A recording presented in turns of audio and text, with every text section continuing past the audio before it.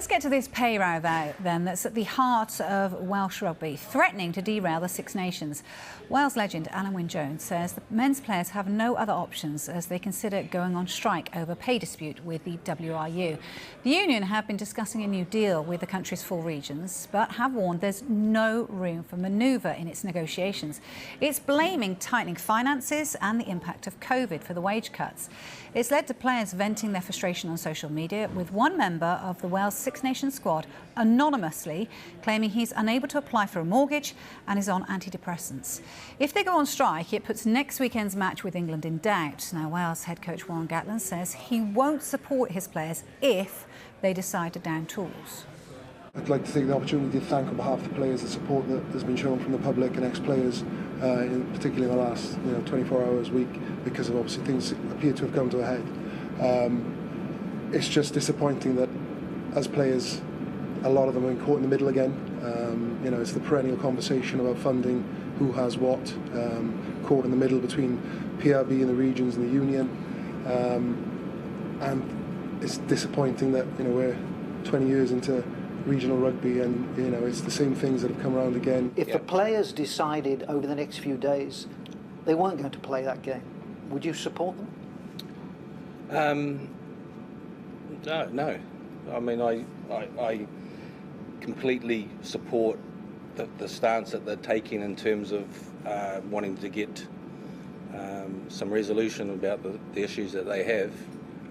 But I think there's a lot more involved in terms of, a lot more things at stake in terms of, ensuring that fixture does take place. And so, but that's, like I've said, I'm supportive of the players and the things that they're trying to do. And my role is just to prepare the team for next week. People are being affected. There's potential to affect families, and the difficulty is there's almost a restraint in the fact of players are coming to a point where they have no option. This current period has come to a head after 18 months. This was supposed to be sorted a long time ago, and it's come to a head in the fact that even players that might find the opportunity or had the opportunity to go somewhere else might not get that now because other teams are filling their rosters. Obviously, we appreciate there's a strain, everywhere financially because of the pandemic, etc., and people are still recovering. But again, I stress the fact that the players haven't had a voice, whether it be through the WRPA, and decisions have been unilaterally made, or we find out from you guys what's happening with people's futures. What's the mental health of your players? There was a suggestion that one of them was taking antidepressants. Is that true? I've got no idea. I don't know the medical conditions of players, so you'll need to talk to that player and who that is. So, if that's the case, then we're here to support the players as much as we possibly can from an organisation and from a management point of view. And so, I think I've only heard that sort of story secondhand about that. We now have a Sunday writers' briefing just with Warren. And I just thank everyone as well for the support and the comms on all of this, because it has been quite stressful for everyone, so it's much appreciated. Thank you. Thanks, Al. Yeah, very frank Alan Wyn-Jones there. Let's go live to Graham Thomas, who was in that news conference and posing those questions in Cardiff. So, Graham, did you get a sense then of how determined the players are in this row?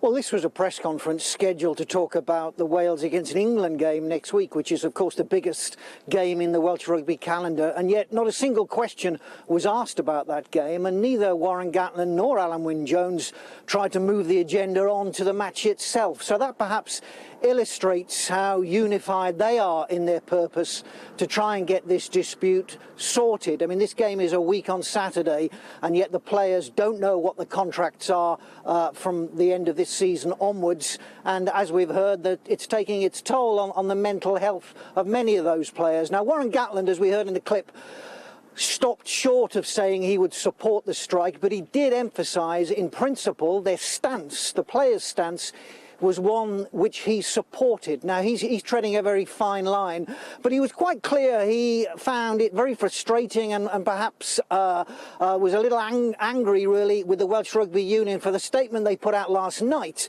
which claimed that the players had been living beyond their means and earning salaries beyond the means of the game for years.